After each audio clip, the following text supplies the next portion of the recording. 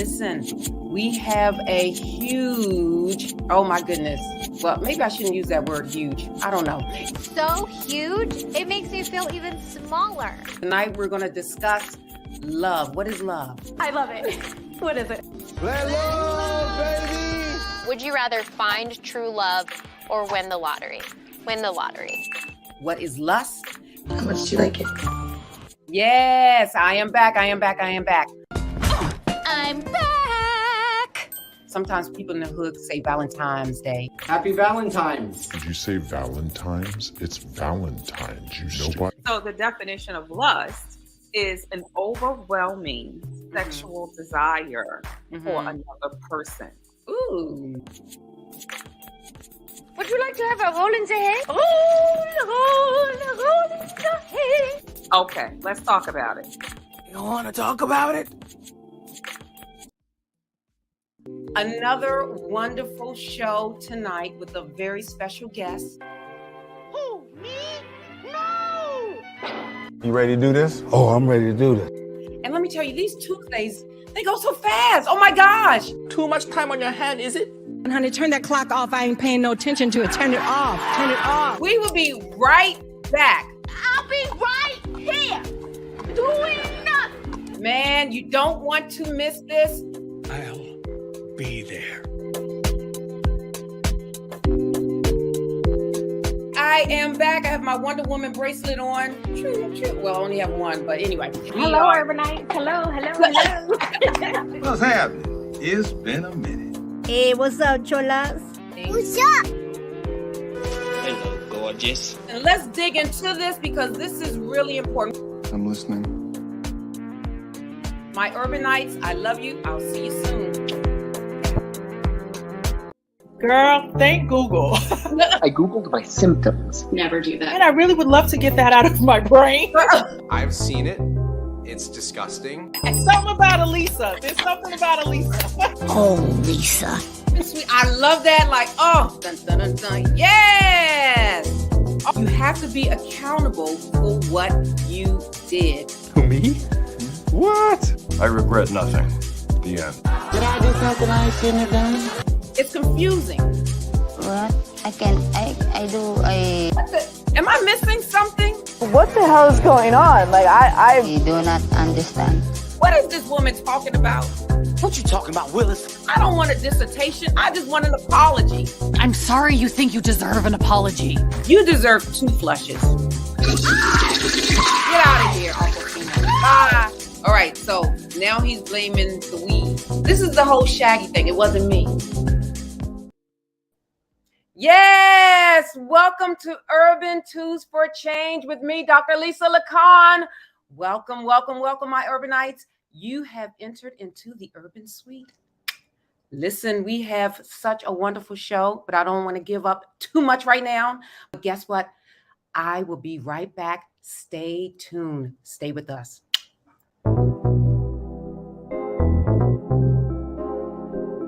You are entering the Urban Suite with Dr. Lisa LaCon.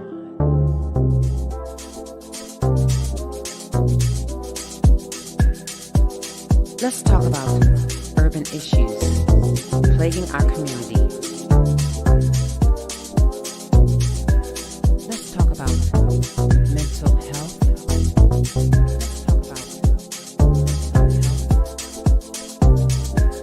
Let's talk about sex.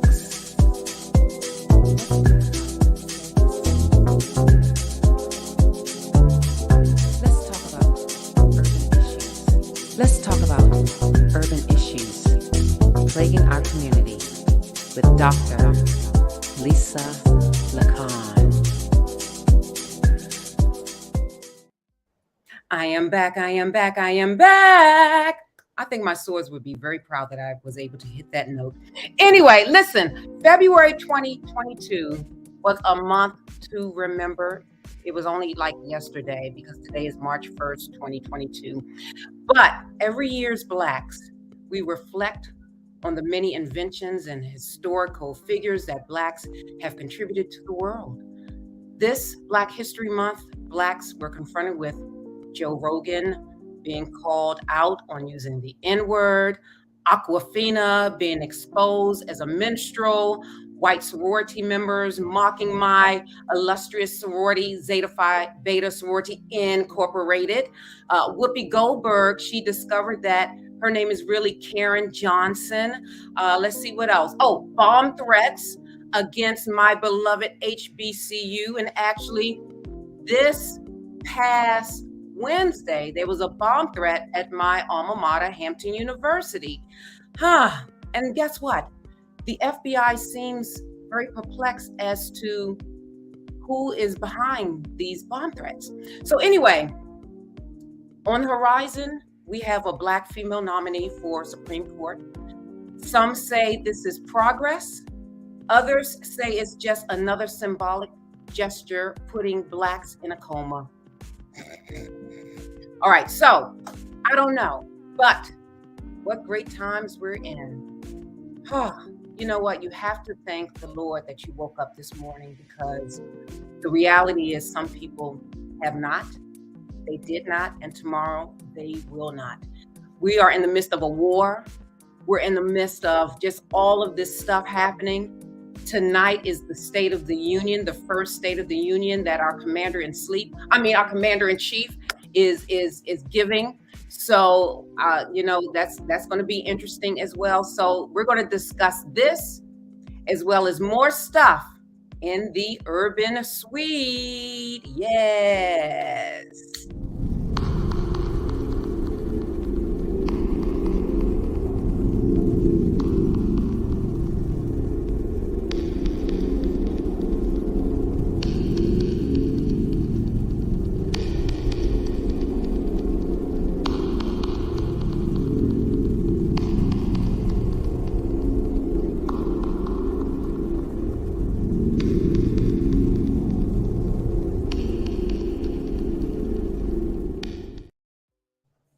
All right, so this is our missing person segment. And who do we have this evening? We have Donovan Jones Jr. Donovan Jones Jr. He's been missing since February the 16th, 2022. He's 19 years old. He's missing from Zachary, Louisiana. Listen, I don't know what you call yourselves in Zachary, Zacharians, I don't know. But those that are in Zachary, Louisiana, listen to what I'm saying. Donovan Jones is missing, okay?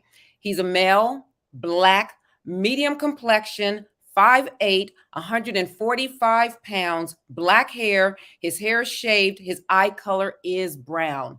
He's 19 years old. This is someone's son, someone's perhaps brother, cousin. This is someone's relative. This is Donovan Jones Jr. They call him DJ.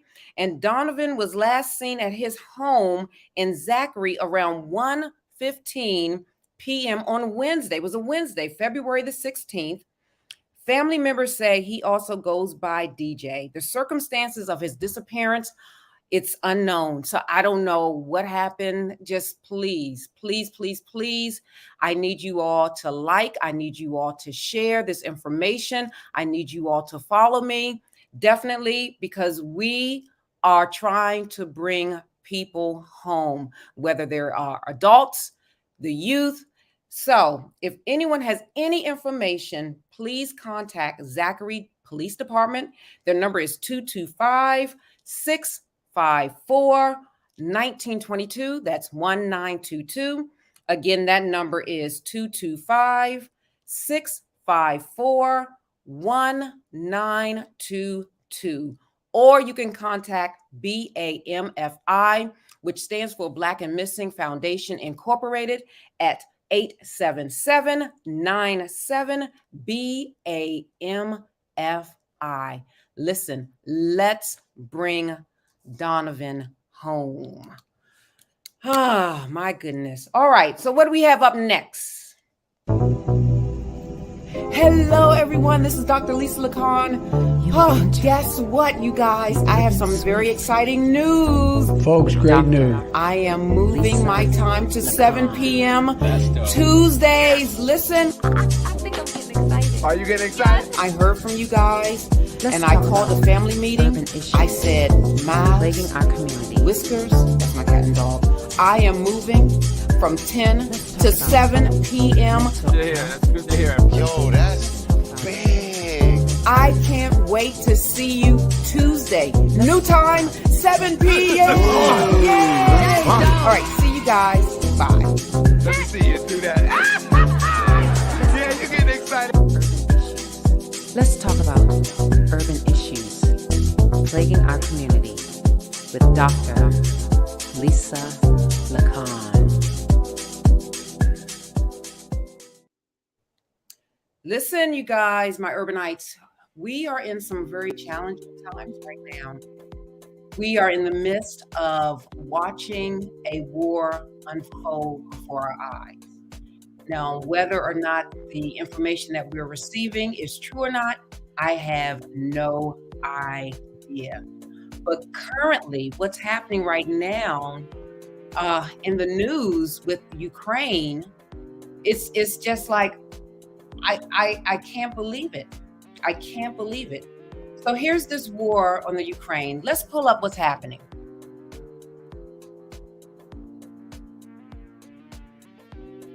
So the current administration spoke to Zelensky, who is the president of the Ukraine. Now, you know, Zelensky was an actor, dancer, comedian, and he became the president. Which, I mean, come on, Ronald Reagan, he was an actor. I don't know if he was a comedian, but Ronald Reagan was an actor and he became president. So that's nothing new for us here.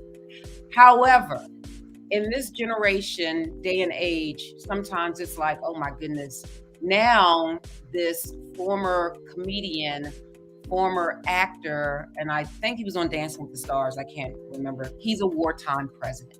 So our administration extended an offering for him to leave. And he said, you know what? No, I don't need a ride. Basically, I just need ammunition. So to me, that lets me know perhaps what our leaders may be capable of doing. Do you think they would jet? I don't know. What about you? I don't know, because I'm like, if I'm offering him the hand to say, okay, you can leave your people, leave your citizens, you can tell them to fight, but you leave? Oh, okay. So is that something that a commander-in-chief would actually do? Because a long time ago, kings and presidents, they actually fought in the war alongside the foot soldiers, like back in the day. Like King David, he actually fought. General George Washington actually fought. But was he president then? I can't remember. But anyway, they actually fought. That was like how you were elected or selected to become a commander-in-chief. That's why it's called commander-in-chief, because you're commanding not only, you know, your cabinet in a sense, you're commanding your army people, your soldiers. So anyway, I thought that was interesting because remember one of the politicians, when something happened, he was caught on the beach sunbathing while everybody else was like, oh my gosh, what's happening? And they caught pictures of him sunbathing on the beach. And then you catch, you know, politicians leaving town when stuff is happening rather than rolling up their sleeves. So anyway, that's just one thing. That's right. I tell you, it's incredible. So what else? Even the people, the foot soldiers, and even some of the citizens are actually doing their part too. We have another clip that shows that. Oh yeah, they're doing their part. One guy said he will go into his house to get a kitchen knife to slit someone's neck. I mean, they're really, the Miss Ukrainian, she says she's taking off her heels and picking up a gun, and anyone that crosses her border, she will shoot them. But they want the president to leave. Yeah, and this guy too. Look at this guy, Lisa. So everyone's probably wondering who. Okay, wait a minute. Oh, now this guy, this is something.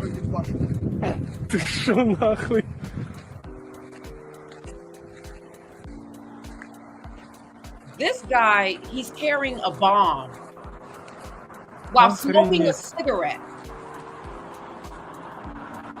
and moved it from off the street, carrying a bomb. These are images from the Ukraine right now.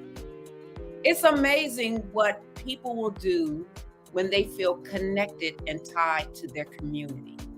He's carrying a bomb while smoking a cigarette. I've never seen, he deserves, oh my goodness, like, who does that? He didn't even have a chance or a time to put that cigarette down. Well, I think that's a person with an addiction, but that's another show for me to discuss, is Dr. Lisa. But anyway, carrying a bomb, and thank God he didn't trip. Thank God he didn't, would you carry a bomb smoking a cigarette? I mean, would you carry a bomb? I don't know. He cares about his city. He cares about his city. But he cares about his city. He's in love with his country. And that's what you call a true patriot. Also, what they're doing, from what I've been told, they're releasing patriots that are in prison. So these are veterans that are in prison. They're releasing them and now arming them with weapons, as per Fox News and CNN. So I don't know. Now, I did have an opportunity to speak with an anonymous source who is, I would say, very credible. This anonymous source, I spoke with her in depth. She was born in the Ukraine, and then her family went to Russia. So she has ties to Ukraine as well as Russia. And I asked, I said, what are you experiencing right now? Like, first of all, how are you doing? How is your family doing? Because I know this has to be very, very hard. She has loved ones in Ukraine and in Russia. And, she said that they did call her to let her know that they're all right. And that basically it was nice knowing her. Now, I don't know what that means. I don't know if they're preparing for, I don't know. But, she's keeping in contact with them as best as she possibly can. However, some of the things that the source disclosed to me is that the news that we're getting from both sides, from both countries here through our media outlets is full of propaganda. So you don't know truth really unless you actually are physically there, or unless you have a very credible source on the ground telling us. Because as you know, Curtis, that's our producer. You hear this male voice. Curtis, say something real quick. Hello, how you doing, everybody? So as you know, Curtis, the news can feed us what they want, and then we can become, in a sense, zombies to what they're saying. And that's pretty much called propaganda. They feed us what they want us to believe, and then we go lockstep into their agenda. So the ultimate question I have is, what's the agenda? What is the end game for this? So we shall see. We also have, it wasn't just the young people that are getting involved. It's actually some of the older people too. Like this woman here who confronted a Russian soldier on the street that was occupying her town.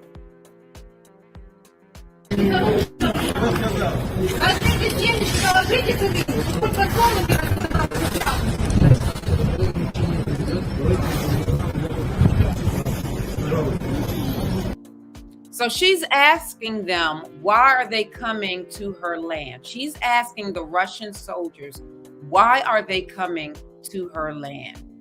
And urges them to put sunflower seeds in their pockets so that the flowers will grow when they die on Ukrainian soil. Now that's And you know what? She said that so pleasantly. Sunflower seeds. Here we be like, eat and go. She was like, sunflower seeds. I'm like, I gotta use that one. Put sunflower seeds in your pocket So when you go bye-bye, I'll see those sunflowers growing up and it will remind me of how fierce I am. Like, oh my gosh, give it up. Oh Lord. Oh Lord. But on to some good news. Maybe, I don't know if you want to take a quick break before we get into the actual Black History Month news. Oh yeah, because oh my goodness, guys, yes, I should have worn my dashiki tonight. I had it upstairs, but I was like, no, I'm not gonna wear it. I'll save it for another time. So yes, we're getting ready to take a break, but don't forget, like, share, follow. Now listen, I'm on Facebook. I'm on Urban Tools for Change Facebook, Bless Ministries Facebook, Dad's Facebook, and of course, YouTube. So in YouTube, you know, when you go to the channel, Urban Tools for Change, subscribe and also ring that bell. There's a little bell. Now that bell lets you know every time I come on live. And also, I just want to thank you guys because my subscribers, we're getting there. We're getting there. I thank you for the comments. I thank you for everything thus far. And we'll be right back in the Urban Suite. You are entering the Urban Suite.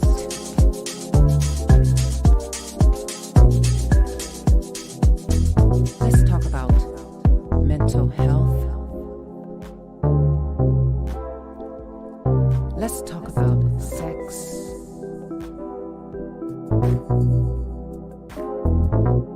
Let's talk about urban issues plaguing our community with Dr. Lisa LaCon.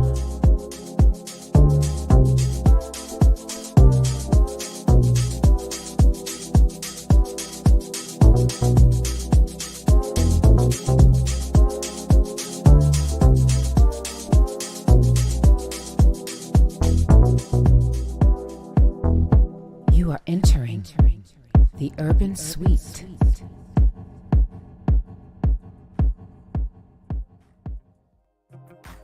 All right. We are back. So listen, February ended yesterday with 28 days. Now, February could have 28 or 29 days. Leap year makes that comes every fourth year in February to make it February 29th. So we're going to recap some of the things that happened in the month of February 2022. So one of the first things that, no, wasn't Tasha. We're talking about Ketanji Brown Jackson. We're gonna bring up. Oh, true. You're right. We're gonna bring up. We got. Wait a minute. I know. Hold your horses, Curtis. Hold your horses. I know you excited about this woman. Bitch. All right. I know you excited about her. So just hold your horses. That's right. We're gonna get to her. I think Curtis, I think you have found love. But it's gossip, bitch. We'll get there in a minute. All right. So coming up right now, Ketanji Brown Jackson. She is a Black female Supreme Court nominee. Now, she was originally born in Washington, D.C. She moved to Florida, and I believe she serves on the First Circuit, which is in D.C., which is interesting. So we're going to bring up a clip. Now, hopefully it runs as smooth as that woman that talked about those sunflower seeds in the pocket. But anyway, let's start.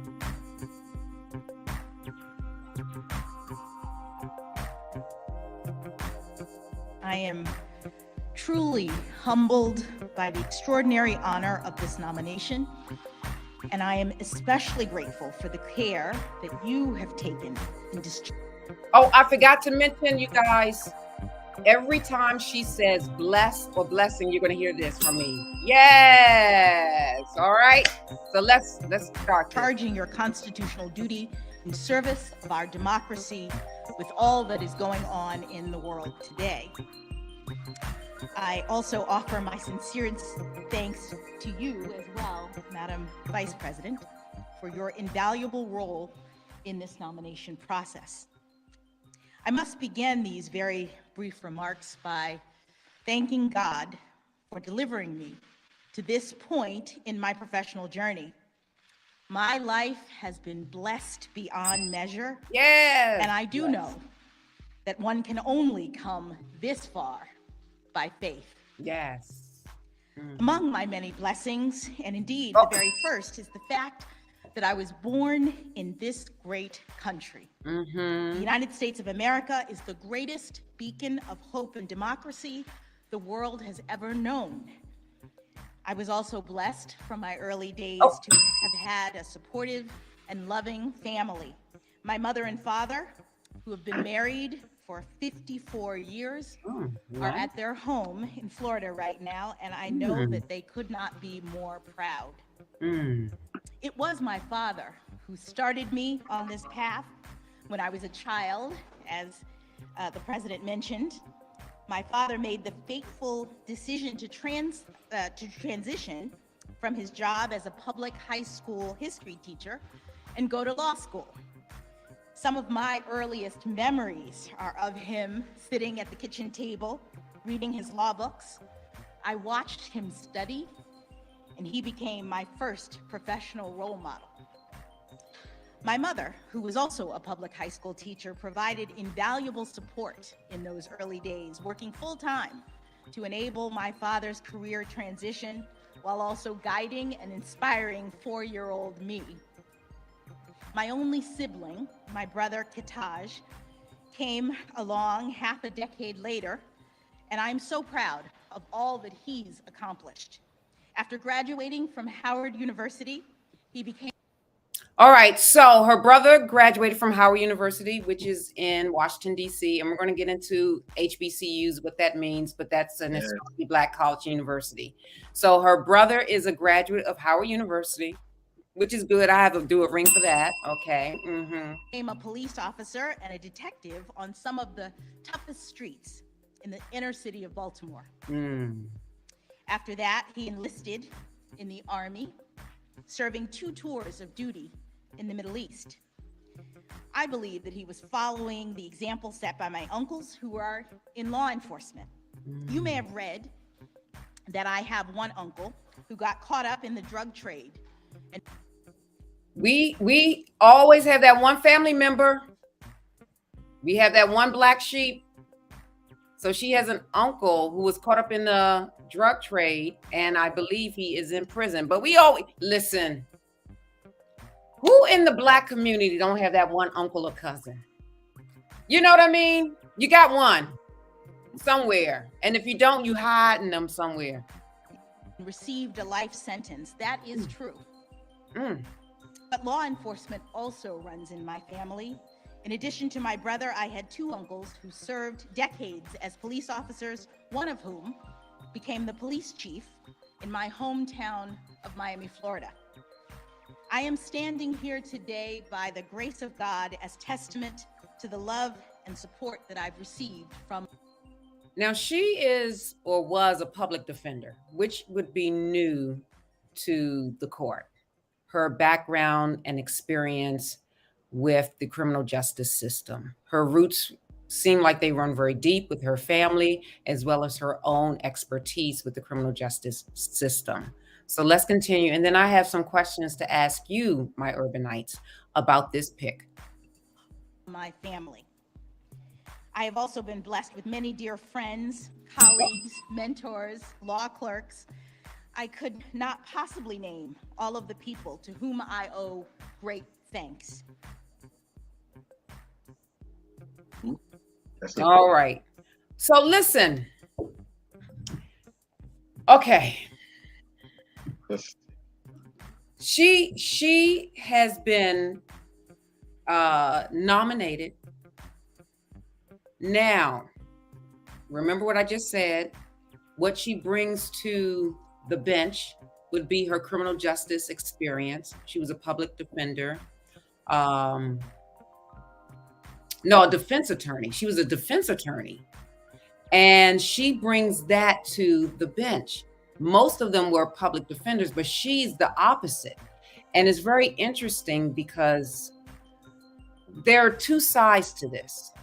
People in the urban community are asking, is this progress Or is this a symbolic gesture just to lull us to sleep or to put us in a coma?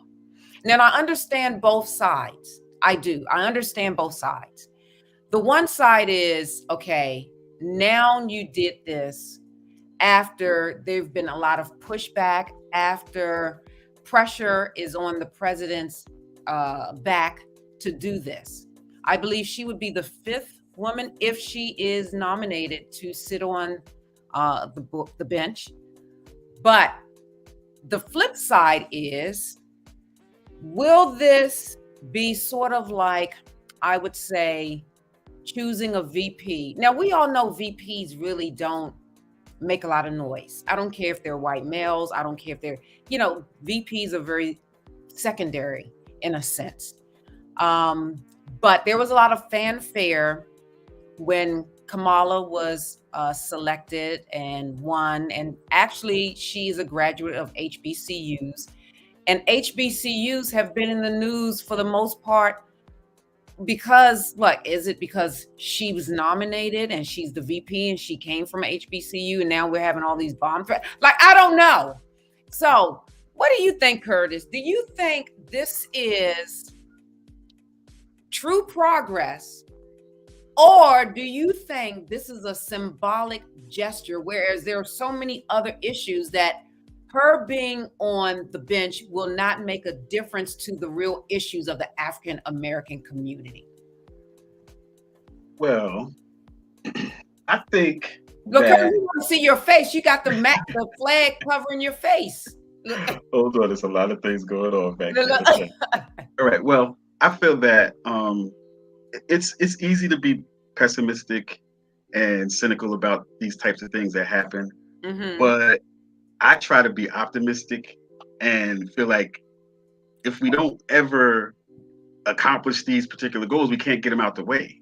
You know what I mean? So we can't ever, if we can say, on the one hand, we never had a Black female Supreme Court justice. Well, now we do. So we kind of get these things out of the way and we just keep building on from there.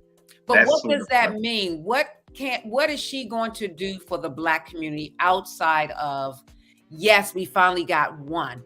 Will that make a tangible change? Can that make a tangible change for the Black community? And I think that's the question that many people have. We want tangibles. We don't want someone that is so far off and so removed in a sense, and we are still in our same condition in terms of the wealth gap, in terms of the educational gap, in terms of all these schisms and gaps. And I think that's the flip side of it. And I agree with what you're saying too. I agree that, you have to start somewhere, but is this sort of like giving us NyQuil? Well, look, the only thing is she does bring a different perspective to the court. Okay, so it's going to be a 6-3 conservative court. So she just replaced Justice Breyer, who was also a Democrat, but there's only or a liberal, if you want to put it like that. Yeah, he was a liberal, if you want to put it like that. And she's just going to be replacing him. So she's just going to be that same number 3 that's on the court. So it's still going to be a conservative court, but her perspective has never been seen on the Supreme Court before. Yes, she was actually a public defender.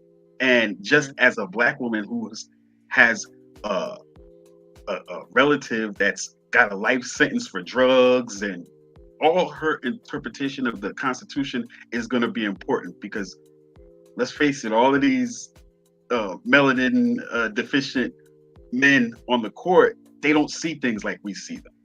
Right. So she's going to have her perspective there to make sure that our perspective is at least seen. Right. Now, another thing that people have been bringing up, all of the women, they are Black. They're not married to Black men. How do you feel about that as a Black man? I don't know. I don't fully mind it at this point only because like that's their life choice. That's what they went through. That's who they grew up around, or that's who they found love with. You can't dictate who somebody's gonna fall in love with. Okay, so it might just so happen to be that they found love with a white person. But let's bring this up too. They found love at Harvard. Well, yeah, she went to Harvard. They said that she's double Harvard. Yeah, they say she's double Harvard. Yes, she is. Means, yeah, you know what that means, Dr. Lisa? I do. Undergrad in law. Mm-hmm. So that means undergrad and law. She went to Harvard for both, and she edited the Harvard Journal and all that stuff as well. Right. Yeah. But you know, they're not the only ones that have had that interracial relationship. Our commander-in-chief actually had that interracial relationship too with our last black president. So Biden was. What? Wait a minute now. Wait. Listen. Joe Biden was the vice president to a black man, President Obama, and now that he's president, he has a black female as his vice president. So he stays in that lane too. Curtis, I know. Look at the smile on his face. Relationships. I was talking about relationships. You got me shocked up in here. I'm like, what? What are you? Look at his face, though. Don't he look happy? Well, I'll save that for later. I think he looks kind of happy right there. I'm sure they gave him some happy pills. Well, I don't know. We'll go back. Oh, all right. So we'll see what's going to happen. I think she will. I think it's going to be easy breezy, and we'll see. But I still believe that we're going to have pretty much the same issues. I don't know what's on the docket for them that's next in terms of what the Supreme Court is going to hear. According to Tasha K, it may be her. She was complaining about the machine a lot. We'll get to that last. But she said blessed so many times that you know what it reminded me of? What? The Blessed Ministries spot. Yes. What we do down here, Blessed Ministries. Yes, absolutely. This program is sponsored by Blessed Ministries Incorporated, the premier workforce development agency in the state of New Jersey. And we just got re-awarded a contract working with those impacted by opioids. So let's play that BMI spot. So listen, we are sponsored by Blessed Ministries Incorporated.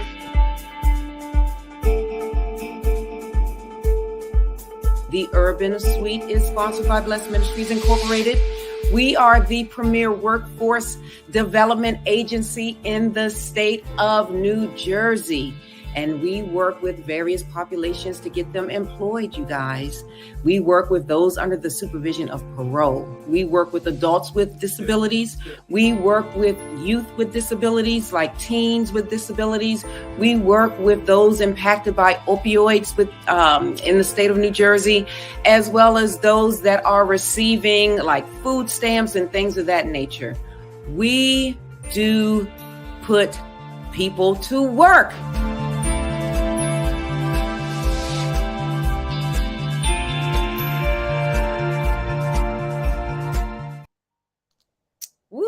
Yes, we put people to work, and I'm very proud of the work that we do. And I want to thank our donors. I want to thank our funders because it is definitely worthwhile serving the community.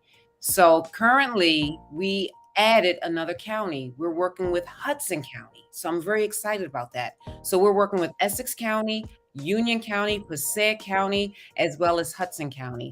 So if you have been impacted by opioids and you're in those 4 counties in the state of New Jersey, and or you have a history of opioid use, or a friend or a family member has a history of opioid use, definitely come to Blessed Ministries, or you can give us a call at 973-733-WORK. Play the ticker at the bottom so people can see who we are at Blessed Ministries. And we're located in the heart of the Brick City. That is Newark, New Jersey. And you know what? Speaking of Newark, New Jersey, I was watching the first episode of the Kanye West documentary. I didn't realize when Kanye moved from Chicago, he was in Newark. Did you know that? Yeah, actually, yeah. Oh, be quiet, Curtis. No, you didn't. I follow hip hop, so Look. that was when he was more hip hop. He was less pop back then. Right, yeah, but I thought he was actually in New York. No, he was in Newark. He was in Newark. Right after his car accident. Yeah, right, because he kept wearing the retainers and taking them out. So, you know what, my urbanites, we're going to dissect that documentary after I finish, because it's very interesting, and it shows me a lot about the relationship that he has with his mother, why he may be behaving a certain way, and why he's very impulsive and he has a tendency to react to certain things. So you're going to get my take, my assessment. Of course, I've never met him personally, but just based on what I have observed over the years. All right, so who do we have up next? Let's see. Tasha. Oh, this is this girl.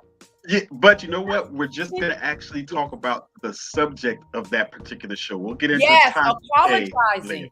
Yes, apologizing. Wow. A special little clip for that as well. Is Tasha K sorry? So really, I used that title because it was just kind of like, I really didn't think she was sorry, but was she really sorry? I don't know. But we talked about the proper way to apologize. And I said it's the or. It's I forgot what it's called, the or. What is the or? Curtis, help me out. The paddle, it's the paddle for safety. Yes, the paddle of safety. We have a whole clip about it. I can play it right now. Yeah, play the whole clip. Let's see. Do you all remember what they were? Those 3 words in handing out an apology. What is authentic versus what isn't? And I called it your paddle for safety, right? So the first thing is ownership. You have to take ownership for what you did. You offended someone. You have to take ownership for that. Okay. The next one is accountability. You have to be accountable for what you did. And what that means is you need to go out to the person who you offended, okay, and actually tell that person that you are sorry for X, Y, and Z. And then you have to be responsible. You have to be responsible for the consequences or the ramifications that happen as a result of you apologizing. Because bring that other slide up, that one. Yes, how to apologize. Remember, you have the O for ownership, accountability, and responsibility. So how do you apologize correctly? Number 1, you express sorrow. I'm sorry, I was wrong, my bad. That's taking ownership. Okay. And then accountability. You name the specific thing that you did wrong. I am sorry because I used the N word and I know how that word affects you. And I know that that word is offensive. Okay. That's taking accountability. Being responsible. This is not being responsible. No ifs, like this. Sorry if I offended you. No, you did offend them. So it's not if I. You know what you did. You're not taking responsibility. You don't blame, shift, or defend by saying, but you said this, but you, that's sort of like that redirection. And there's no passive voice. Sorry you were offended. Sorry you were offended. No, I offended you. No passive voice. And then you have to make amends. What can I do to make this different?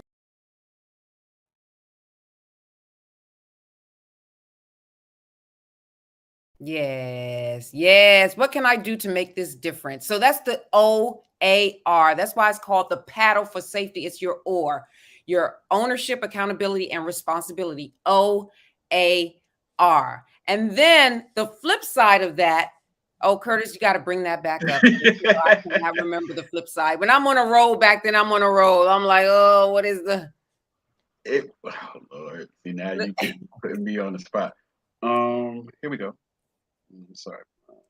Actually, it was obfuscation. Obfuscation, and I could not say that word. I told you there's some words that we all have difficulty saying, and that's one. And sometimes it's ethnicity for me. I have to slow my tongue down. Ethnicity. So what is it? You know what? I'm gonna have to bring the whole thing back up. Lisa, I cannot even do it like this.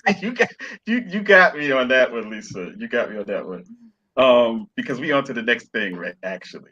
Well, you know what? We could talk about that a little bit later because we actually do have to continue on because we had so many big shows Lisa, this month. I know, my goodness. We had, because I really, we have a lot to talk about. We left certain things out.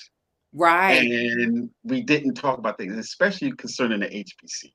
Right. So in February, actually started in the end of January with the bomb threats. And I was talking about HBCUs and then PWIs and things of that nature. So people ask, well, what is an HBCU? And I glossed over it. And people asked me, what is a PWI? And I glossed over that as well. I said it, but I really want to put it to life about, what an HBCU is. And what happened was I had an apology tour. Like there was a white sorority mocking my sorority, Zeta Phi Beta Sorority Incorporated. And we were talking about the correct way to apologize and the incorrect way to apologize. And I don't know if they apologized or not. I know they were suspended. However, the white sorority, they were members of a PWI. So let's bring up HBCU and PWI so I can properly explain the difference between the two. So an HBCU is an historically Black college and university. It was typically founded by a person of color or a white person for Black people. Now, I know Hampton University was founded by General Armstrong, who is a white gentleman. However, he founded the school because at that time, Blacks could not. At that time, Hampton was founded April 1st, 1868. We were not allowed, first of all, to learn how to read. Okay. We were not allowed to pretty much stay married because they separated us through slavery. So they erected and founded this school for us as well as Native Americans. So that's the historically Black college and university. Other schools did not want us, so we started our own. And as a result of starting our own, we said to, and I called party goers, we said to the party goers, we don't need you. So as a result of saying we don't need you, I believe they are upset and now having these bomb threats against, HBCUs. Like I said, this past Wednesday on the campus of Hampton University in Hampton, Virginia, there was a bomb threat. There have been bomb threats with Howard University, Morgan State, Jackson State. And all of this really started, I'm going to say, now I doubt if this has anything to do with it. Do you remember, Curtis, when I talked about Deion Sanders? Mm-hmm. Yeah. And I said, they like to play chess while we play checkers. Mm-hmm. And he recruited the number 2 young guy to go to his school, and the other predominantly white institutions, those are PWIs. They got very upset. Yep. I'm not saying anything. I don't know. I'm just like, I just don't think a lot of things is a coincidence. That's just my opinion. But I know for a fact that bomb threats have been happening to these historically Black colleges and universities. Now, the interesting thing is Cornell University. My son went to Cornell University. They did allow Blacks at Cornell University. However, they couldn't really integrate with the white students. So everything was pretty much separate. Even their separate dorm, they couldn't dorm with the white students. So there was a separate campus. And that's why Alpha Phi Alpha, the fraternity, started on the campus of Cornell University, because students They wanted to join an organization at Cornell, and the white students said, absolutely not. You're not invited. That's why I call us we're not the invited ones, the uninvited. So they said, you know what? We're not going to beg. We're not going to plead to get into your club, to get into your organization. We're going to start our own. And as a result of them starting their own, we call it the Divine Nine, because it's 9 of us, fraternities and sororities, that have been in this national panellic council, in a sense, that are registered. And we've been in existence for over 100 years. Now, you yourself, you're in a fraternity, correct? Yes, ma'am. All right. Kappa Alpha Psi Fraternity Incorporated. All right now. Founded January 5th, 1911. What you say? Founded January 5th, 1911. Yeah. Okay. So that happened as a result. So when we say PWI, that means it's a predominantly white institution, meaning the student body is composed of primarily white students. And that's the difference between an HBCU and a PWI. I had the opportunity of going to both. Undergrad, I went to an HBCU, Hampton University, and then graduate, I went to a PWI, Rutgers University, the State University of New Jersey. So that is the difference. So with your soror Lisa Johnson went to a PWI also. That is correct. She went to Syracuse. That is correct. She went to Syracuse.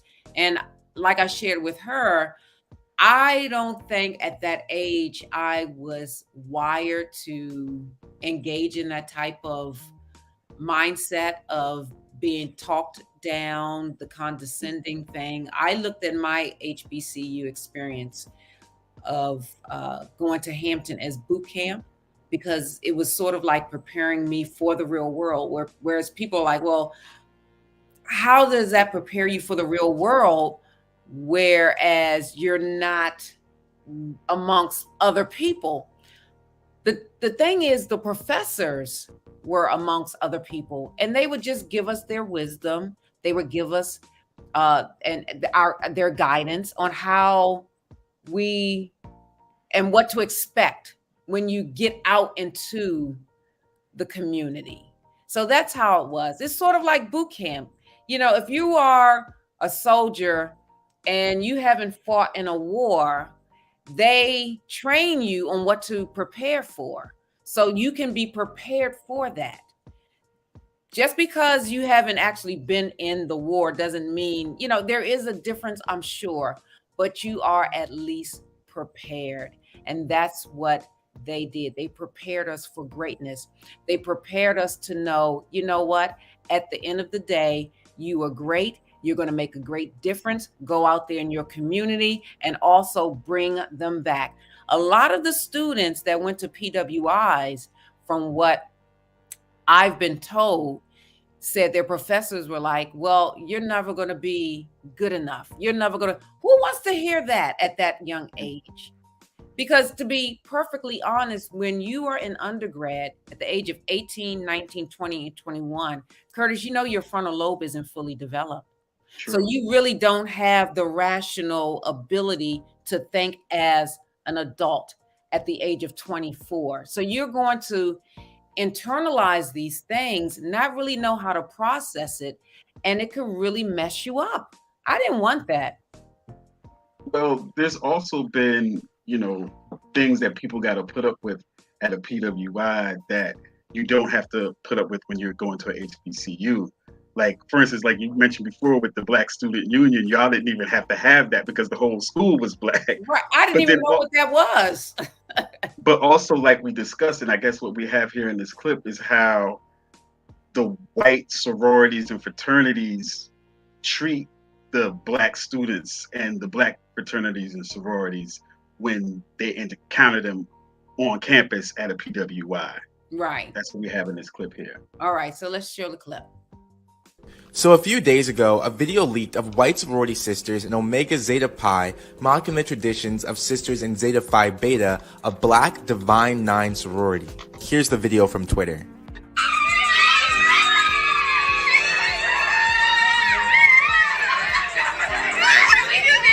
Well, I am Lisa Robinson, soror of the beautiful That's right. LaCon, and happy and proud to be here. As mentioned, I am a member of Zeta Phi Beta Sorority Incorporated, which is, I think, sad to say. I wanted to say, my daughter's I have a daughter that is in an HBCU, thank God. And I wanted to say, kids will be kids, but the tradition and the legacy, the reason why Divine Nine was founded by us, for us, that's something you don't mock. I saw people on social media saying, it's just a joke. You don't joke about that. No.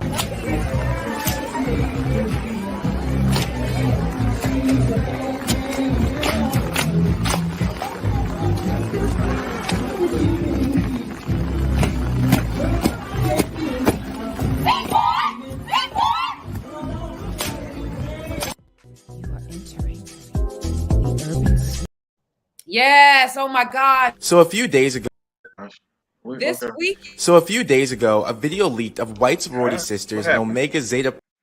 I don't know, but maybe they want to see the Zetas come out again. Maybe StreamYard is like, play it again, play it again, play it again. Because let me tell you, this weekend I went to Hampton University.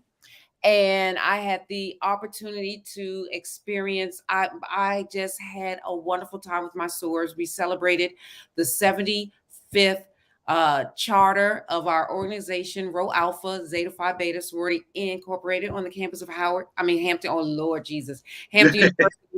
And I get Howard sometimes mixed up because I grew up around Howard, so it's like, but yeah, I had a wonderful, it was like, I hate using the word magical, but it was special, beautiful, magical, blessed. It was just great. It was awesome being around my sorors. And I have to say, I am so fortunate to have the rhythm, to have the rhyme, to have the stroll, to be on time. On time is late. I love it. And then for them to be mocking and, it shows me that at the end of the day, our people, we have something that other people may want. Yes. And know that they aren't able to get it without maybe working extra hard for it, being in the gym for 6 hours, having an operation, doing a, And they still ain't got the flavor. And they still don't have the flavor. They still don't have the flavor. And they're going to study. They're going to study. Yes.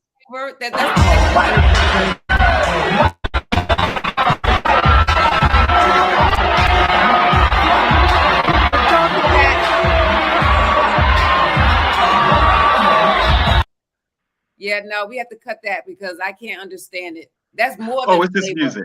It's just music. It's just music. That's more than flavor. That's like hot sauce. I don't know what that is. I'm like, what? that was from the Howard Bison's game against South Carolina basketball game. And that's just like a typical HBCU event. You're gonna have fraternities and sororities strolling. Matter of fact, I'll just turn the volume down. They have fraternities and sororities strolling to their different, to the music and stuff that's going on. Right. You got alphas there, you got some deltas and stuff in the background. That's what they don't ever understand. They don't understand that type of flavor that Black people have. Yes. And you said it before during that episode with Lisa Johnson. No, Robinson. Lisa Robinson, that they're jealous. Maybe it's jealousy, or that's what I think. I think that it's a form of, gosh, I want that. I want to get that, but how do I get that? How do I get what melanin produces? Because I just don't have it. It's like you just don't have it. You don't have the melanin. And I think that melanin, it protects us from the sun. I was sharing something with someone because as Blacks, especially growing up and girls, we've always been told what good hair is versus bad hair.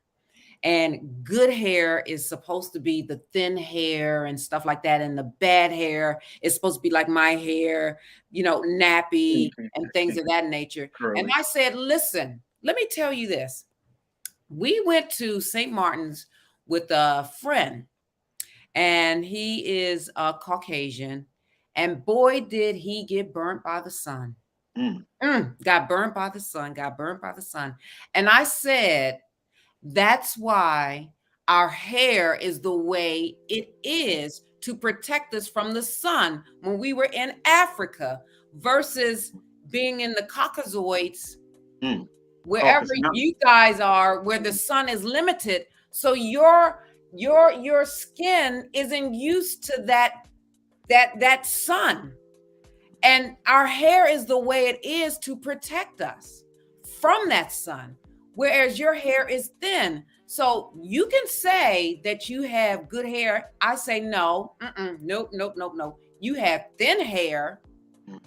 I have hair that protects me from the sun. And as a result of that, I don't get as burnt as you as fast. I mean, he started to get blisters. I was like, oh my gosh, that skin cancer amongst those people, that's real. That's some real stuff. And we as Blacks, we need to start to educate our children about that and not look at nappy hair being a curse. No, it is a blessing. It is a blessing to have this hair texture. It is a blessing to have this skin complexion. It is a blessing. Because I'm going to tell you, growing up in DC, I was ashamed of who I was. But, and I'm going to tell you, it wasn't until I went to Hampton where it just like, oh my gosh. Yeah, that's good. That's good. But even from there, we went on to the next, your next guest, which was Madame Divine. Ooh, Madame Divine. Ooh, Madame Divine. Ooh. What did you think about that show? Oh, Madame Divine. Madame Divine always blows my mind. That's kind of rhymes. Madame Divine blows my mind because she is so wise, but you would never, if you look at her, you would never think that she's knowledgeable in that area of pleasure devices. Like she looks, she's like undercover. You know what I mean? Like. Well, that was a really good show as well. And you went through a lot of different topics there. We talked about relationships and stuff too, because that was right around Valentine's Day. That is Valentine's Day. Right. See, it was Valentine's. So that was right around Valentine's Day. This is what she actually said about the relationship topic that came up. Okay. To be honest, I believe in cheating respectfully. I never tell my man like, oh, you can go cheat on me. Oh, Lord. So cheating respectfully to me is cheating where I don't find out. Is having control over your other women. Is using condoms and not having babies. Like, cheat respectfully, because believe it or not, your man is cheating. But I'm not leaving my man over a one-night stand with period. I'll only leave my man for 3 weeks. 3 things. You bring me home an STD, you have a baby on me, or if you gay. Everything else is work out for me. All right. So did you hear what she said? Yes, I did. And let me tell you why I have a problem with that. I'm going to be talking about things like this. I don't care. She said 3 things. He has to use a condom, don't bring any babies home, and don't be gay. And that's respectfully cheating. Here's where the problem lies. When you lay with someone, you are exchanging energy, whether you're using a condom or not. There is an exchange of energy. So she's accepting him to go out there and sleep with Mary, Jane, Sue, Karen, this one and that one. That's like 5 other That's like 5 other energies that you're actually bringing into your house and into your bed. Right. And then your body, because she says specifically, it's like 5 other energies or spirits. So if you start to feel depressed out of nowhere, perhaps it's the person that you lay with that may be a person that has been diagnosed with depression. So if you start to feel frustrated out of nowhere, maybe it's one of the people that you laid with, because the two become one. And that's why I love the Bible, because that's what the Bible says, the two shall become one. And it doesn't mean just, when you say I do and in marriage, the Bible is actually talking about also intercourse. So even if you use a condom, even if you use whatever, the two are one. It's like a plug in a wall socket. Wow. That's deep. I hope we don't get pulled up for TikTok for that comment. TikTok? I'm just saying for that comment. What, a wall socket?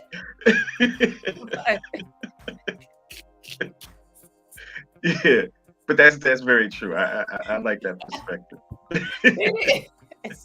It's a wall. It is a wall socket. It's like we actually went on from there to speak to another one of your guests, Dr. Kia Grundy. Yes, Dr. Kia Grundy. And that was on 2/22/22 Tuesday, meaning February 22nd, 2022 on a Tuesday. So we'll never see that again, Curtis. The 2/22 Tuesday. So. No. Yeah, that's like a once in a millennium or like once in 1,000 years type of event that happens, I think. Yeah. So the next two would be 2021, 22. Something like that. I think they said it's going to be like that next 2/22 whatever is going to be on a Saturday. So it ain't going to be on a Tuesday. It's not going to be a Tuesday. It's not going to have it's not going to be on a Tuesday. Right. Wow. But she's a history. Right. And she's a pediatrician, and she talked about children's mental health. Yes. And we discussed the patient health questionnaire 9. And this is something that I actually administer. It's an assessment tool, a screening tool to kind of gauge a person's level of depression or not. And she said something really important, because she added 3 criteria, like questions, also to her screening tool. And what she shared is, as a result of COVID, they lowered the administration of the screening tool from like 13-year-olds to 11-year-olds. And now what we're seeing as a result of the pandemic, that a lot of children right now are experiencing these adverse behavioral changes, such as depression, such as overeating, such as not sleeping. They're sleep deprived. They're, so a lot of changes. And she also said that children have missed pretty much like 2 years of school, because remember, in 2020 they left school, and then they in a sense came back, but they came back remotely, which was totally different. So what was happening also as a result of the remote existence, children did not properly develop. They didn't develop their socialization skills properly. Their developmental skills kind of slowed down. They were overeating. They were undereating. So, it's really important now for us to monitor and gauge our children to understand where they are and where they can be as a result of the pandemic, especially children in the urban community, Black children in the urban community who are already behind. So the gap, I believe, has increased. The educational gap, I believe, that's my opinion, has definitely increased. And I don't know if it will ever close or if it will be a permanent consequences to what happened to our community as a result of the pandemic of 2020. So we shall see. But we talked about that, which was good. And then also I want to make note, the PHQ 9, Patient Health Questionnaire 9, you have to look at it in context. because it asks questions like, have you been overeating, undereating, within the last 2 weeks? Because it's really about duration.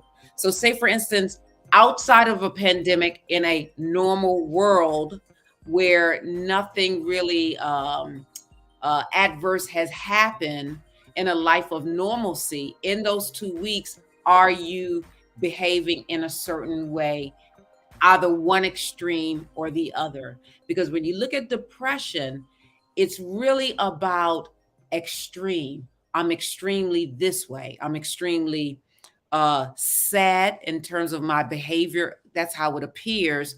I feel extremely hopeless. And as a result of that, I'm going to engage in certain behaviors, such as not being able to shower, such as not being engaged with your spouse, your partner, such as not being engaged in, we call these activities of daily living, ADLs. So we talked about that. And something that we didn't talk about was the Miss America, how and when she actually, it was just so much stuff happening. I really wanted to dissect that. And someone said, her mother said she was a high functioning depression.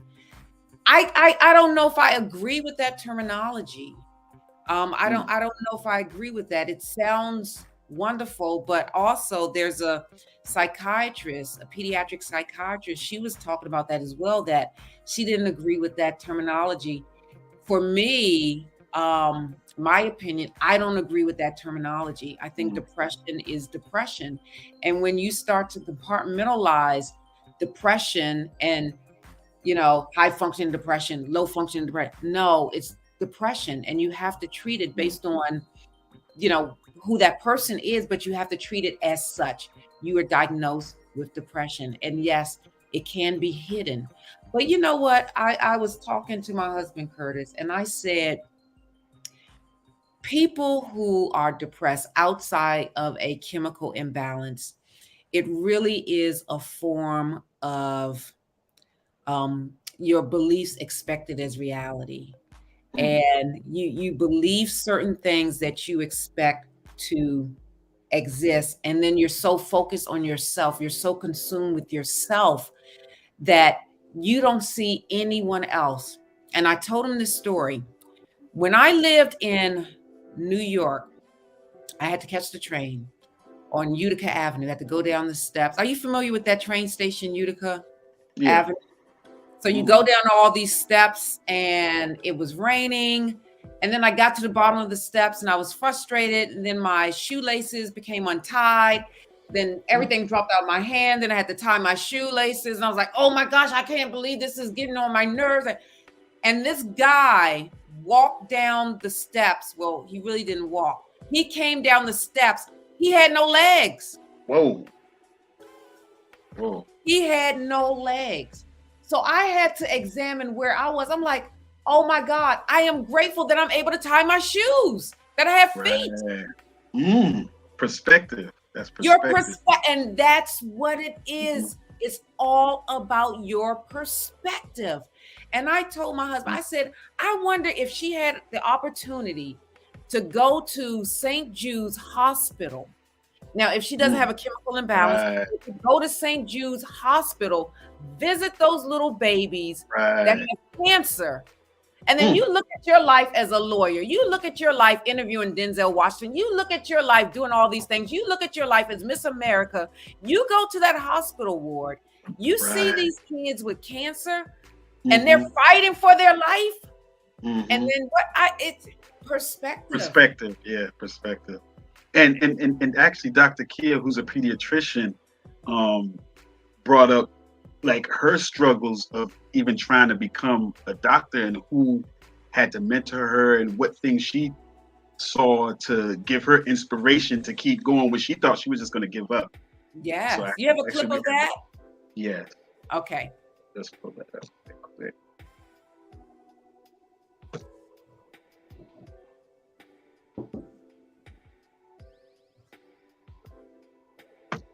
Come on. It must. Okay, there we go.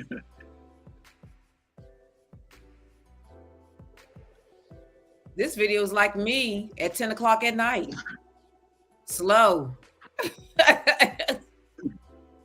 On one check, paid tuition off of the other. And when I say lived off of, that meant that had to be the rent, everything else.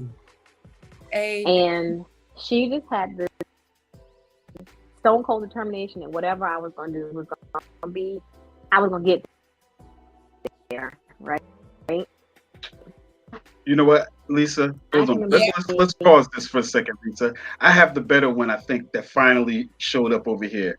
I have the the other one, but you won't be able to pause it though. All right, that's all right. All right, hold on 1 second. 1 second. Dr. Kia. It's acting very temperamental tonight for some reason. It's one of those Tuesdays today. I know. You know what I'm saying? Acting very probably my biggest mentor. acting very temperamental. And when I tell you that woman kept me in private school, she lived off of one check, paid tuition off of the other. And when I say lived off of, that meant that had to be the rent, everything else. And she just had the stone cold determination that whatever I was going to do was going to be, I was going to get there, right? It's acting. I can remember being in med school, my first year of med school. I was struggling. There we go. Oh my God, I was struggling. And at one point, I think this is actually StreamYard doing this to us. Again, we lived on the first floor of a 3-family house. Because it's actually the video's playing, but it's she was at the laundromat doing her clothes. And it's the laundromat we went to. Yeah, this is StreamYard. This is actually our first night where StreamYard is actually since closed.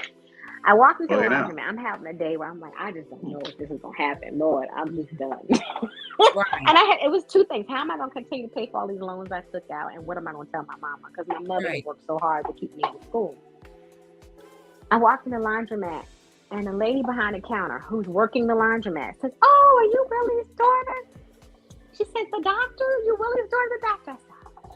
I guess I'm about to finish this. I can't embarrass my mother. Right. Oh my God. It was a very simple greeting, but it was her saying it to me, and I understood that my mama had been talking. Yeah. I was not going to embarrass my mama. Yeah. I hear you. I hear you. Just literally God and my mama, and just the people around me in my community, and the people who are with me as students. We, those of us, we pushed through, and I am grateful, and I try my best to make sure I do the same for others, because it just is, you just need to see somebody, you need to understand that somebody's pushing for you. That is true. Yes, that is so true. That is so true. So yeah, and last year this time I was invited on a podcast show. Her name is LaTanya Richardson. She invited me, and we talked about the 5 stages of grief, because we were sort of on our way out of the pandemic, but this was March 2021. So we were still in it. So we still had, mandates and things of that nature. So, there was a lot of death and dying at that point. And I discussed the 5 stages of grief. It was last year, March the 3rd, because that's when I was on her show, where the idea of Urban Twos for Change came. So as a result of being on her podcast, the idea of Urban Twos for Change came because someone in the audience was like, "Lisa, have you ever thought about a podcast?" And I was thinking about a podcast, but I really didn't, it was there. I just didn't know how to start it, how to do it, whatever. And I'm really enjoying it, with my Urban Nights, with you, Curtis, and just everything that has happened as a result. And I think a year would be in May.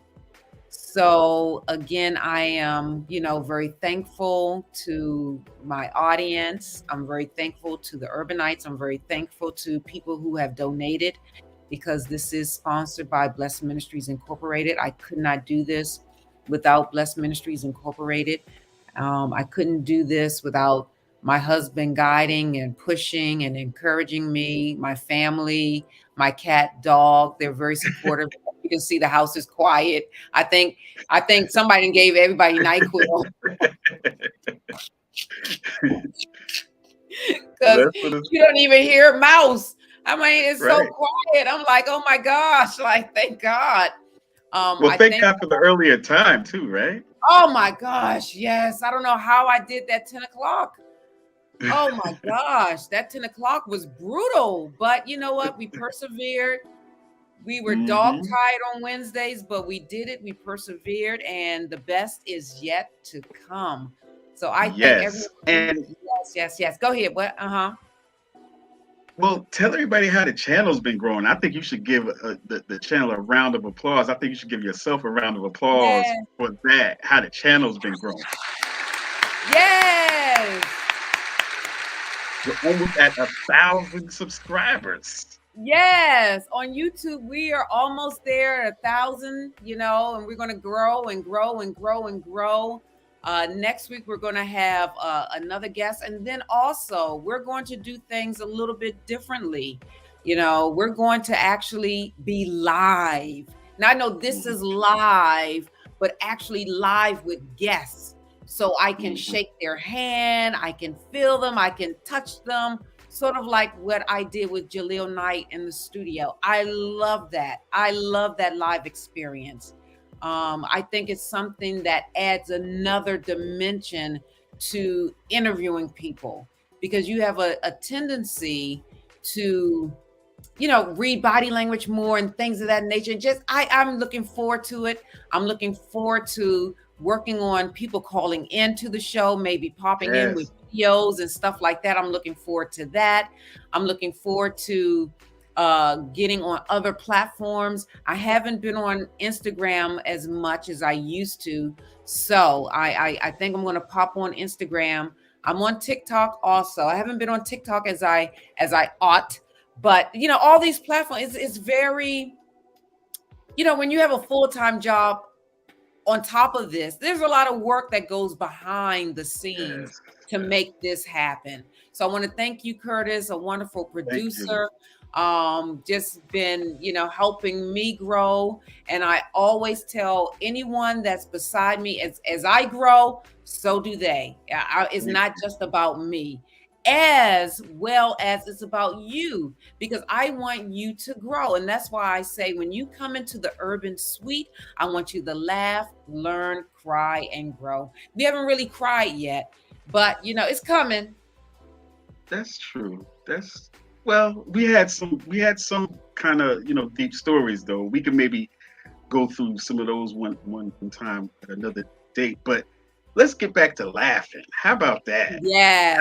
How about we do something a little bit fun, maybe? For a second, I guess. Yes. Oh my God. I have to say, Tasha K makes me laugh. She makes me laugh. Tasha K and Who Got Flood. Man, let me tell you. Oh, we have to talk about the did you talk about the 30 million, the crack pipe? Oh yeah, we could talk about that as well. We could talk about that as well. We could talk about that. People were, this happened on February 11th. People were hoodwinked by a story that was promoted by the Shade Room that said that the Biden administration was giving people $30 million, or they said giving black people $30 million for crack pipes. They had to put it on black people. It had to be crack pipes. I don't know why, but that's what they said. So we had somebody that actually broke down what really happened on that story. All right. We have a clip of that. I hope it works tonight. Let's see. All right. StreamYard has been acting up tonight. I know. Let's see if they do it for us.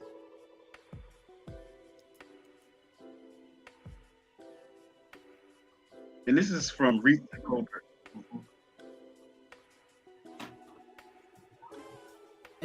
But on the Shade Room. This is why you don't get your news from the gossip blog.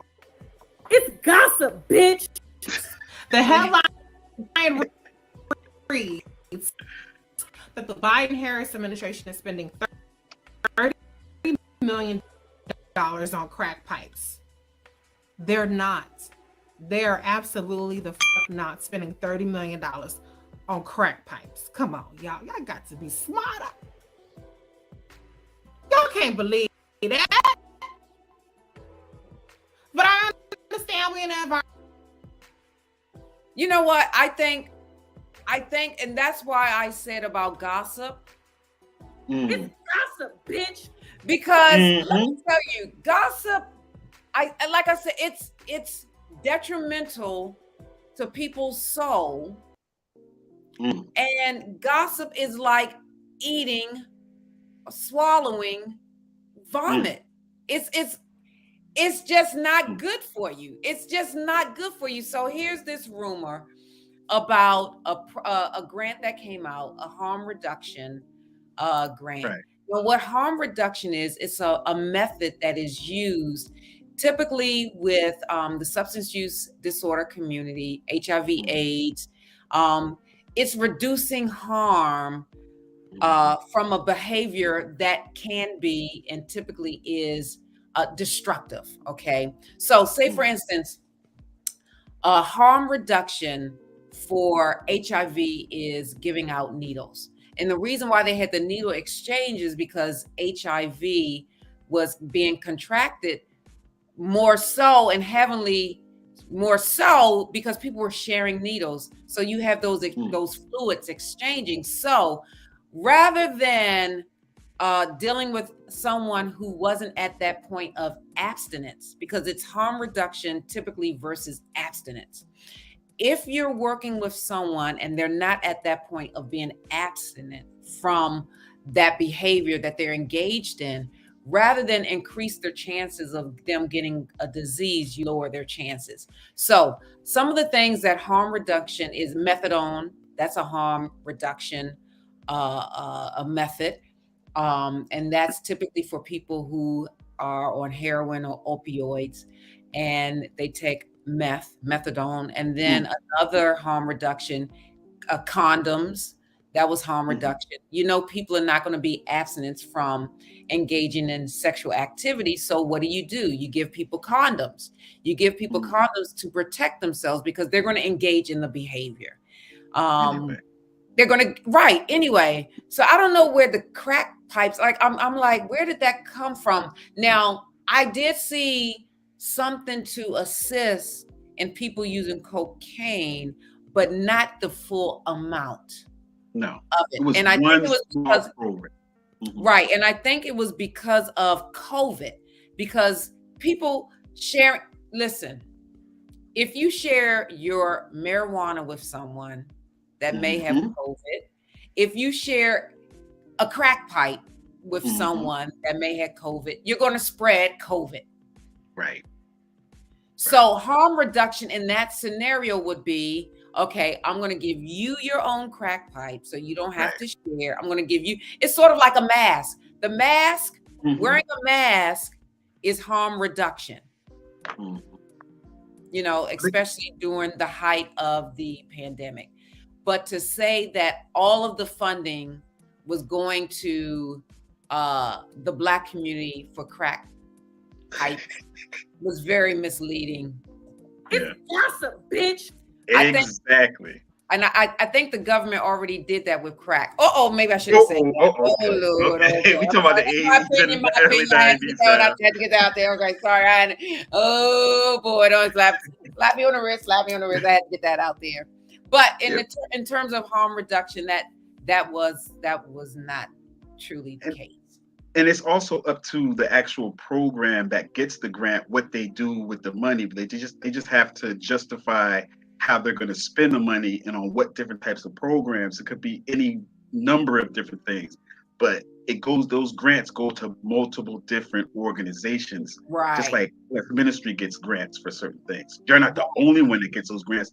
Other people get grants and they do different things with their grant. Exactly. Within the confines of the grant. So obviously that grant was like a harm reduction grant. So say for instance, for us, harm reduction could be let's see, like PPE products, Mm-hmm. harm reduction. That's kind of like harm reduction, face shields, things of that nature, gloves, naloxone packets, pads, which is basically if anyone is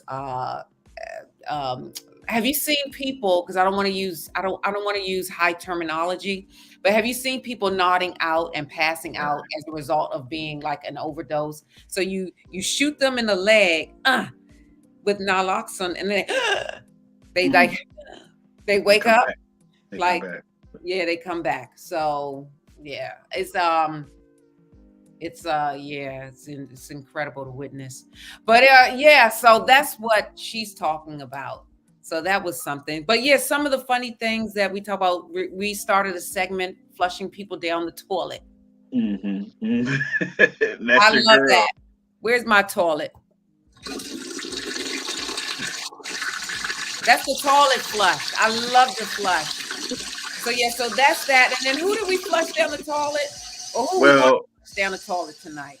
Well, we had to go back to our first show of February, which was the show that we were talking about how to apologize and was Tasha K sorry or not.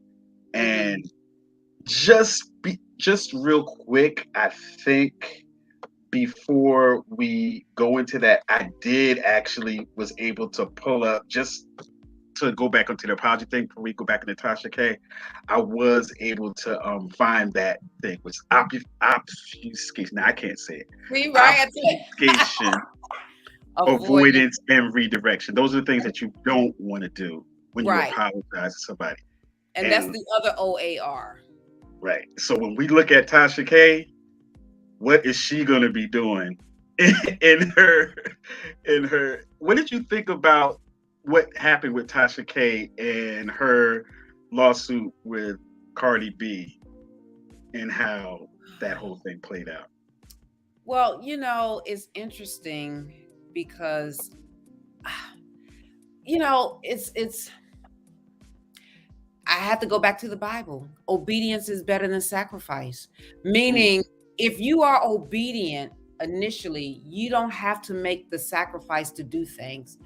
The sacrifice in this case was for them to go to court, for her to spend time away from her family, for her to spend all this money, for her to do all these things, for her to be found out that she's delusional.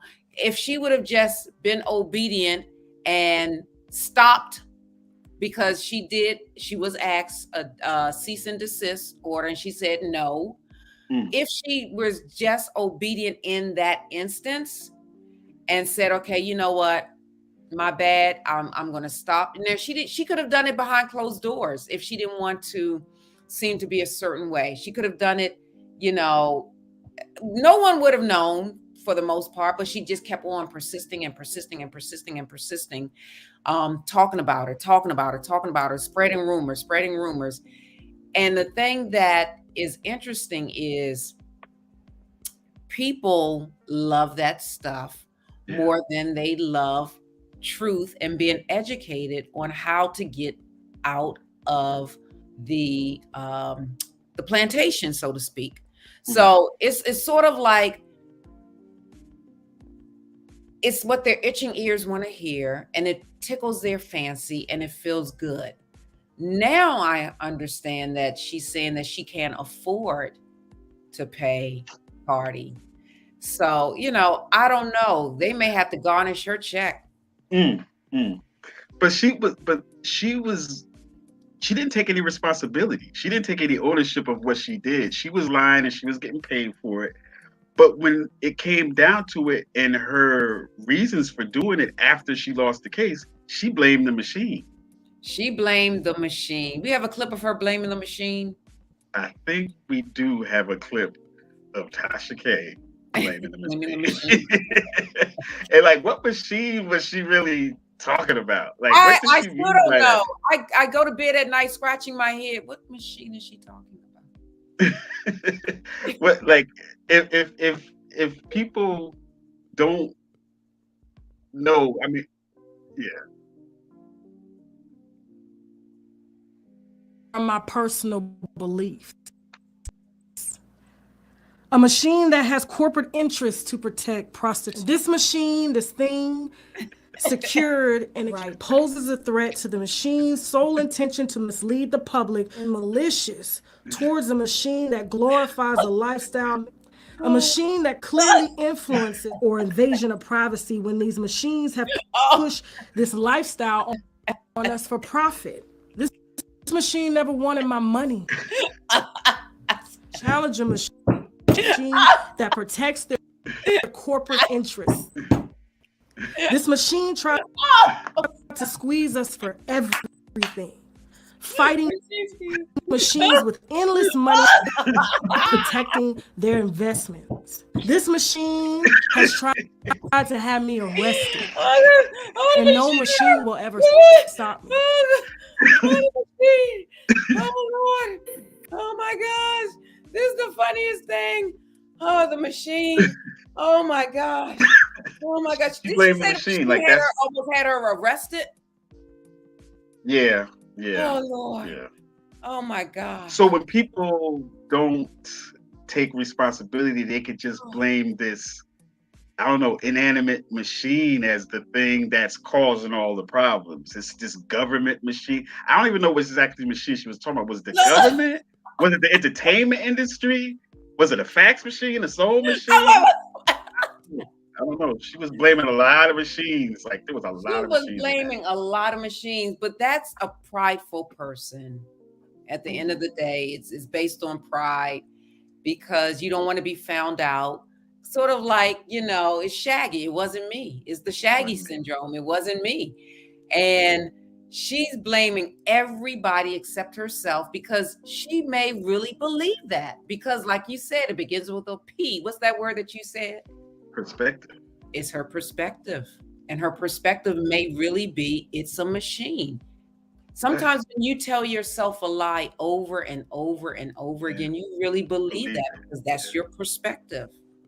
But that goes back to what you had coined with the oars or your paddle for safety.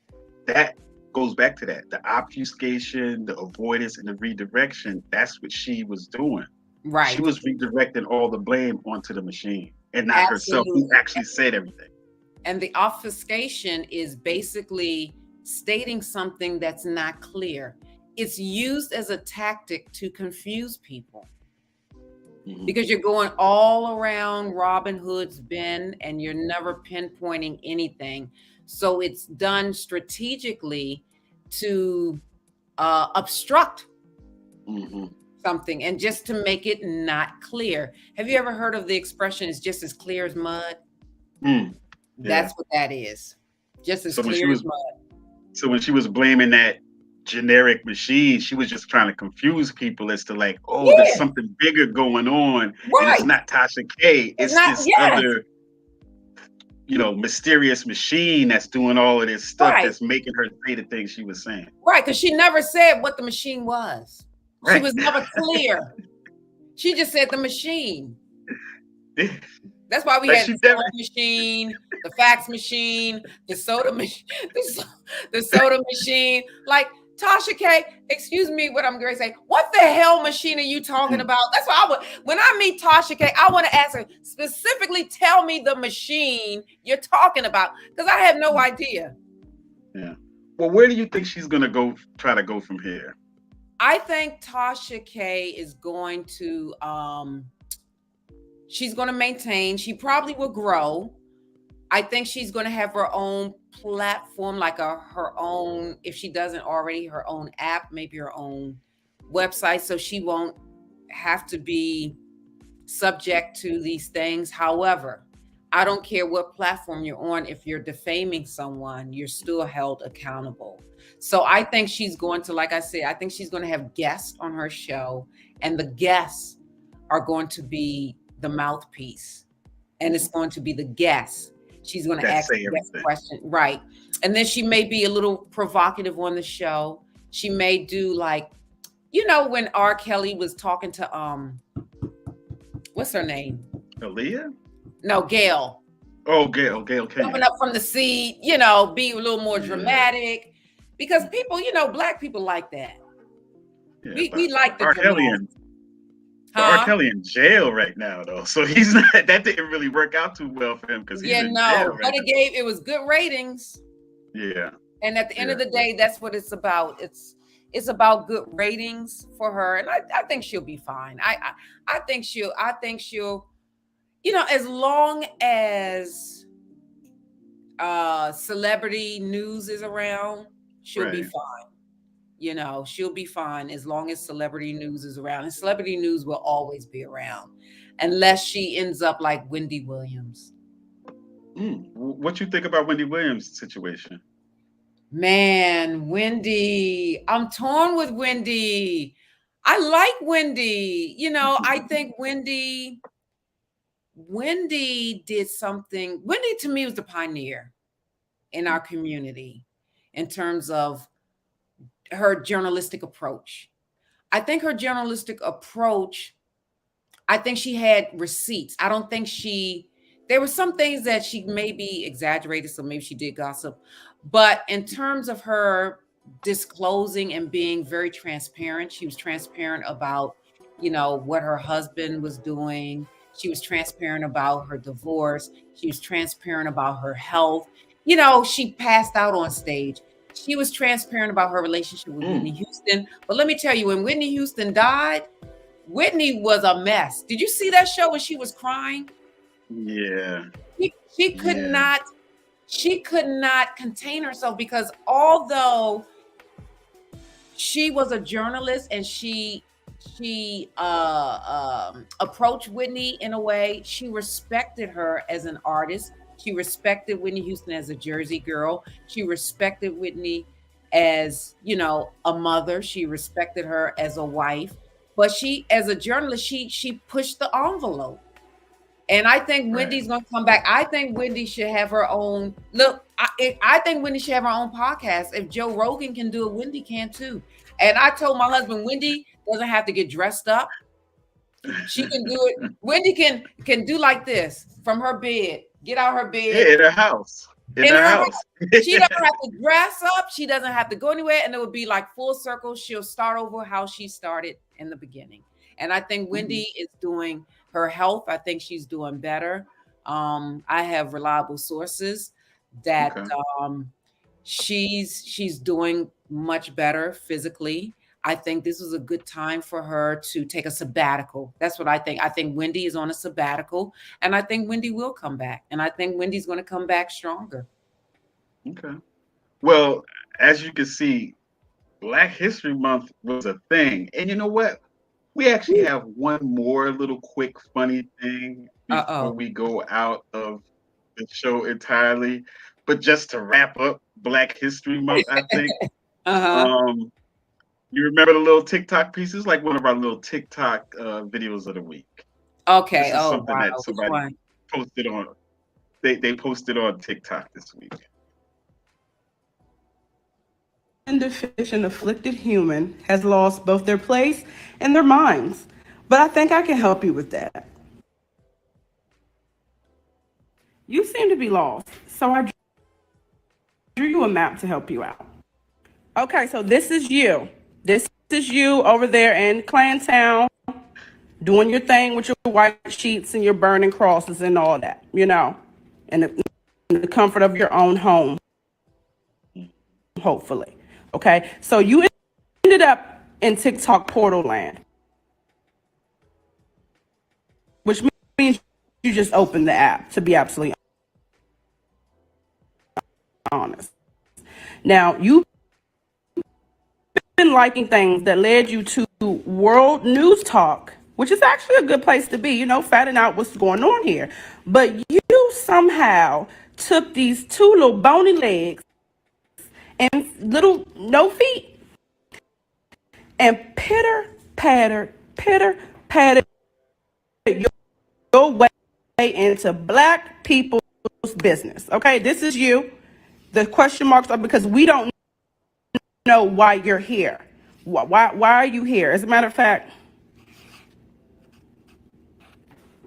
this is us wondering why you're here. Okay, but I don't worry. We got an emergency exit for people who get lost. Okay, there's an elevator here This is you on the elevator, nice and happy, and it goes straight down to hell. Because that is where you can go. Okay, now remember, there's an emergency exit because you're in the wrong place. Okay, so remember, your final destination is HE hockey sticks right here. Okay. Oh, wow. And what is happening with StreamYard tonight? What the heck? Yeah, StreamYard is acting up tonight. But this is, we've had a good run this past month. And we didn't have, it was great. And, actually, Black History Month, it was acting pretty good, StreamYard. So, that's right. So that's a good for us. Right. Maybe Black History Month is over. It's like, brum, brum. Yeah. I think you got a sound for that too. Yeah, I'm trying to think. I'm like, where's my sound for that? I'm like, I don't have what you going? That's what they're like. Oh, it's over with. It's over now. Now that it's Women's History Month, they starting to act up already. Like, all right, yes. Oh my goodness, my goodness. So yeah, it's been great. February. This is the third month of the year. I'm looking forward to March 30th. What is her name? Oh, Nicki Minaj's husband, his sentencing. It was scheduled for January 24th, and then they postponed it to March 30th. So we shall see what's happening with his sentencing. Okay. Well, I'm gonna let you sign off, and I'm gonna get back into the studio. Okay. And I'll just let you put up your closing comments so it'll be nice and crispy. All righty. Right. Thank you. So listen, like I said, last year, this time, the idea of starting this podcast came to fruition. It was prayed upon with my very good friend, Carolyn. We prayed about this. The name came, and officially it was launched in May.